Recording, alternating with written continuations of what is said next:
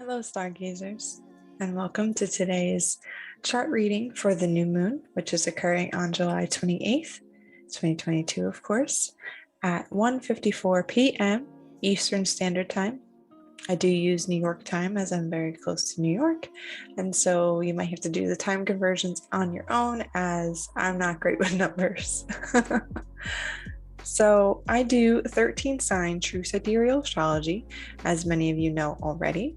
So this perspective is coming through that lens.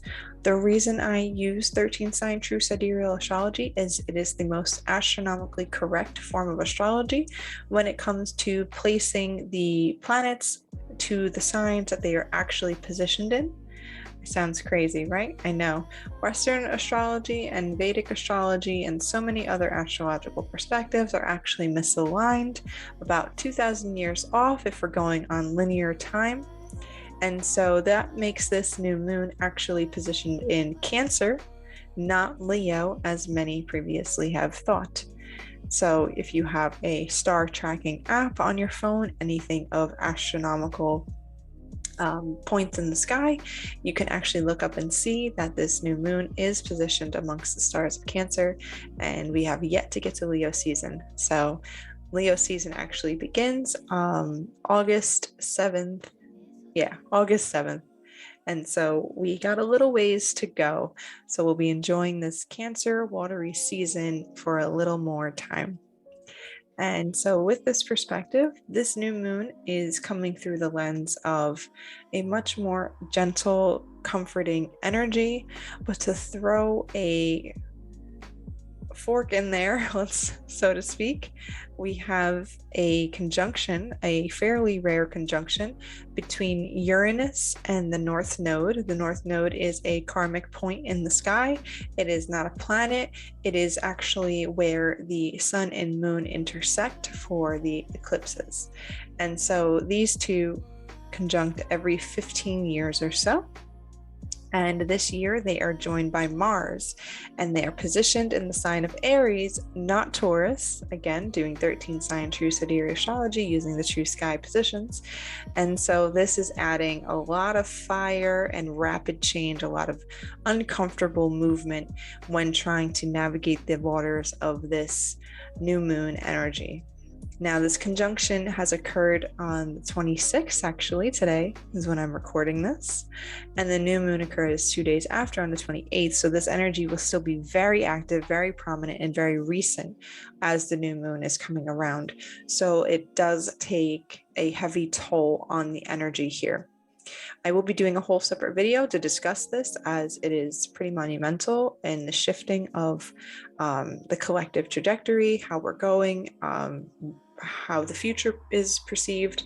And so this new moon, in my opinion, feels a lot more like a moment of anchoring.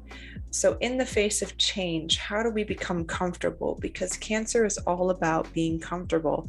It is the sign of the home, family, familiarity, and our past, all the things that make us very nostalgic, all the things that we tend to cling to. And so with this perspective, when faced with change, we tend to romanticize the past and tend to think that everything was always better in the past, whereas we look at the future with a lot more panic and a lot more fear.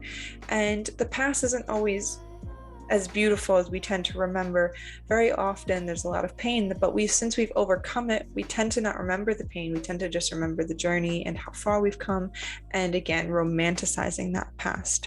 And so it's really important now that we find comfort in the idea of change, because change is the only constant. And that is the energy that I'm really picking up on for this new moon. And Cancer represents the mother, and think of how the mother would comfort a child who maybe fears the unknown or is afraid of something, right? They would be very gentle, very caring, and the key word is compassionate. This is a time of compassion. This is not a time of Leo drama. Leos, you can be dramatic, right? That energy is bold and fierce, and that is not the energy that we need right now. That is not the energy that the sky is calling for. The sky is calling for the mother's compassion, a gentle hand, someone to bring comfort to others during this time of uncertainty. This time of uncertainty we've been in for a while, especially with 2020's big event, right? Let's say. So we're not coming out of that anytime soon. If anything, that is becoming more and more clear that times are shifting, that the past is gone, and that we're moving forward into something new. And so us as the millennials, us as the generation in the age group where we are basically building the future. We might get upset with like our parents or our grandparents or those who struggle to keep up with the changing times as they're changing so rapidly, and also the youngsters who don't fully understand the weight of everything and are much more involved in the moment. It is up to us to really be there as a guide, and not only as a guide, but to hold the hand and to bring this comfort to others during this time of change. And so rather than being frustrated with those who maybe didn't wake up yet, for maybe those who don't understand that the change is here and that we're not going back to normal, that there was no such thing as normal as we wake up to this multidimensional reality that we're co-creating, we're going to have to hold some hands. We're going to have to really make sure that we remember what it's like before we woke up. So those of us who kind of see through the veil of this reality, and I assume that's who my audience is, right? Because we see through the veil of the sky matrix that is no longer accurate to the true sky. And so I'm speaking to you now. This new moon is really setting the tone. Can we be the anchors? Can we be the light in the dark? Can we help guide others? Can we keep a compassionate heart for those who don't understand what's happening or can't fathom and comprehend the weight of what is really going on? And so this is really just a short video, because to me, that is the essence of this energy. We are really in a time of change. We are always in a constant time of change, but right now it is something that we've never seen, at least in our recent history. This is a time that is really pulling up the past to be looked at, not to be sat with, if that makes any sense. So for example, we have multiple retrogrades right now. Jupiter is beginning his retrograde tomorrow. That is I'm sorry, not tomorrow. I'm recording this on the 26th. It is going retrograde on the 29th, the day after this new moon. And that is really bringing Jupiter's abundance and wisdom and bringing it inward rather than looking for it outward and expressing it outward. It's how do we build a wealth of abundance and wisdom within ourselves for this time. Right now, Chiron is retrograde, and that's dealing with past wounds, the karmic past, anchoring really well with the new moon in Cancer, who deals with familial past and ancestral karma. And so we have a chance to clear that, opportunities that are coming forward to either clear and heal or to really process and understand more deeply.